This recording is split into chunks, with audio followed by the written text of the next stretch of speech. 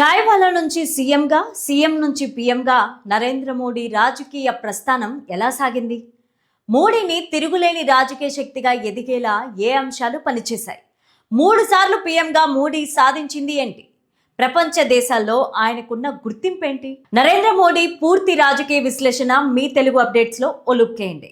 భారతదేశానికి స్వాతంత్రం వచ్చిన నాటి నుంచి ఇప్పటి వరకు దేశానికి వరుసగా 3 సార్లు ప్రధాని అయిన వారిలో జవహర్ లాల్ నెహ్రూ తర్వాత మళ్ళీ నరేంద్ర మోడీకే సాధ్యమైంది. దేశ రాజకీయాల్లో నరేంద్ర మోదీ చెరగని ముద్ర వేశారు. ప్రపంచ దేశాల అధినేతలు సైతం నరేంద్ర మోదీ రాజకీయ ఎదుగుదలపైన ఆశ్చర్యానికి గురవుతున్నారు. పార్టీని సమగ్రంగా కాపాడుతూ దేశాన్ని ఆర్థిక రంగంలో పరుగులు పెట్టిస్తూ ప్రపంచంలోనే 4వ అతిపెద్ద ఆర్థిక దేశంగా నిలబెట్టాడు. అమెరికా లాంటి అతి పెద్ద ఆర్థిక దేశాన్ని లెక్క చేయకుండా మోదీ తీసుకుంటున్న నిర్ణయాలతో మిగతా దేశాల నాయకులు సైతం ఆశ్చర్యపోతున్నారు. తన 75 ఏళ్ల రాజకీయ పరిజ్ఞానంతో భారతదేశాన్ని తిరుగులేని శక్తిగా మారుస్తున్నాడు. దేశ రాజకీయాల్లో ఇప్పటి వరకు ఎవరూ సాధించని కీర్తిని మోడీ సాధించారు అనడంలో ఎలాంటి సందేహం లేదు. నరేంద్ర మోడీ తన 8వ ఏటనే ఆర్ఎస్ఎస్ లో చేరారు. ఆర్ఎస్ఎస్ ఆదేశాల మేరకు 1985లో బీజేపీలో చేరారు. అప్పటి నుంచి అనేక ఎన్నికల్లో బీజేపీ పార్టీని గెలిపిస్తూ వచ్చారు. 1995లో బీజేపీ అధికారంలోకి రావడానికి మోదీ ఎంతో కృషి చేశారు. ఆయన కృషిని గుర్తించి 1995లో జాతీయ కార్యదర్శిగా మోడీని నియమించారు. ఆ తర్వాత జరిగిన పరిణామాలతో మొదటిసారిగా 2001లో సీఎంగా ప్రమాణ స్వీకారం చేశారు. 2022లో గుజరాత్లో జరిగిన అల్లర్లు దేశవ్యాప్తంగా దుమారాన్ని సృష్టించాయి.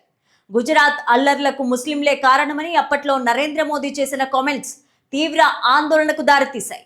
బీజేపీ పని అయిపోయిందని అంతా అనుకున్న ఆ టైంలోనే మళ్లీ పార్టీని అత్యధిక సీట్లు తీసుకొచ్చి 2వసారి సీఎంగా మోదీ ప్రమాణం చేశారు. దాదాపు 13 ఏళ్ల పాటు గుజరాత్ సీఎంగా పనిచేసి ఆ రాష్ట్రాన్ని దేశానికే రోల్ మోడల్ గా తీర్చిదిద్దారు. ఆ తర్వాత 2014 నుంచి పూర్తి స్థాయి దేశ రాజకీయాల్లోకి వెళ్లిపోయారు మోడీ. 2014లో మొదటిసారి ప్రధానమంత్రిగా మోదీ బాధ్యతలు చేపట్టారు. 2014 నుంచి 2019 వరకు ఎన్నో పథకాలను ప్రారంభించారు. స్వచ్ఛ భారత్, ప్రధానమంత్రి ఉజ్వల యోజన, ఆయుష్మాన్ భారత్, బేటీ పడావో బేటీ బచావో వంటి సంక్షేమ పథకాలు బీజేపీ ప్రభుత్వానికి ఎంతో కలిసొచ్చాయి. 2016లో నోట్ల రద్దు నిర్ణయం వల్ల నల్లధనం దాచుకున్న వారి గుండెల్లో గుబులు పుట్టించాడు. ఆ నిర్ణయంతో డిజిటల్ లావాదేవీలు పెరిగి దేశం ఆర్థికంగా పురోగతిని సాధిస్తూ వచ్చింది. అలాంటి కఠిన నిర్ణయాల వల్లే దేశ ప్రజలు మోదీ నాయకత్వాన్ని మెచ్చుకొని 2019లో బీజేపీకి అత్యధిక మెజారిటీ ఇచ్చి 2వసారి ప్రధానిగా మోదీని మళ్లీ ఎన్నుకున్నారు. 2019 ఎన్నికలకు ముందు జరిగిన బాలాకోట్ ఎయిర్ స్ట్రైక్ మోదీని దేశ భద్రత విషయంలో రాజీ పడని బలమైన నాయకుడిగా నిలబెట్టింది. 2019 నుంచి 24 వరకు మోదీ చాలా ఇబ్బందులు ఎదుర్కోవాల్సి వచ్చింది. 2020లో వచ్చిన కరోనా వైరస్తో ప్రపంచ దేశాలన్నీ గడగడా వణికాయి. ఒక్కసారిగా ఆర్థికంగా చాలా దేశాలు విలవిల్లాడాయి. కానీ అలాంటి టైంలో కూడా దేశ ప్రజలకు ధైర్యాన్ని ఇస్తూ ఉచిత వ్యాక్సిన్ అందించి ఎంతో మంది పేదల హృదయాల్లో దేవుడిగా నిలిచాడు. వివిధ దేశాలకు ఉచితంగా వ్యాక్సిన్ పంపిణీ చేసి ప్రపంచ దేశాల్లో మన దేశ కీర్తిని చాటాడు. మోదీ చరిస్మాతోనే 2024లో మళ్లీ బీజేపీ ప్రభుత్వం అధికారంలోకి వచ్చింది.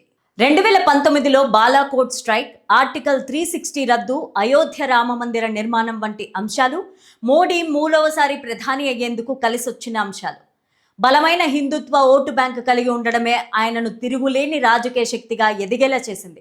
ఎన్నికలకు ముందు పాకిస్తాన్తో యుద్ధం చేసి హిందువులను రెచ్చగొట్టడం, మతాల మధ్య చిచ్చు పెట్టడం లాంటివి చేసి బీజేపీ అధికారంలోకి వస్తుందని ప్రతిపక్షాలు విమర్శలు చేస్తూ ఉంటాయి. కానీ ఫైనల్గా మోడీ చరిస్మానే బీజేపీ ప్రభుత్వాన్ని 3 సార్లు అధికారంలోకి తీసుకొచ్చేలాగా చేసింది. 2024లో ఆపరేషన్ సింధూర్ పేరుతో జరిగిన దాడులతో ప్రపంచ దేశాలు సైతం మన దేశాన్ని చూసి నివ్వెరపోయేలా చేశాయి. మోడీ నాయకత్వం పట్ల పలు దేశాల నాయకులు సైతం హర్షం వ్యక్తం చేశారు. 75 ఏళ్ల తరువాత రాజకీయాల్లో ఎలాంటి పదవులు కొనసాగరాదు అనే ఆర్ఎస్ఎస్ నిర్ణయాన్ని కూడా పక్కకు పెట్టి మోడీని నాయకత్వాన్ని బీజేపీ నేతలు కోరుకుంటున్నారు.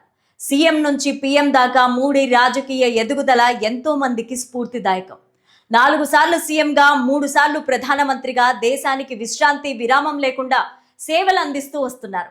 ఇన్నేళ్ల రాజకీయ ప్రస్థానంలో తనకంటూ ఎలాంటి ఆస్తులు సంపాదించుకోకుండా సాధారణ జీవితం గడుపుతూ నిస్వార్థ రాజకీయ నేతగా పేరు గడించారు.